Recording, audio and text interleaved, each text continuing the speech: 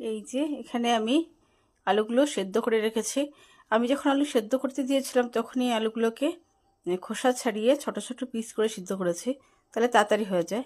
তো এখানে আমার লাই শাকগুলো কাটা আছে, নুন নিয়েছি, এখানে এই যে নুন নিয়েছি, এখানে নিয়েছি তোমার পেঁয়াজ কুচো কুচো করে কেটে, আর এখানে শুকনো লঙ্কা। এটাতে যদিও শুকনো লঙ্কা যায় না, তবু আমার মেয়ে ও কাঁচা লঙ্কা খাবে না, শুকনো শুকনো লঙ্কা ভাজা দিয়ে খাবে, তাই আমি শুকনো লঙ্কাই ভাজা করেছি, খারাপ লাগবে না। আর এবার দেবো শুধু সর্ষের তেল, আর কিছু লাগবে না। তো আমি এবার এটাকে মেখে নিই।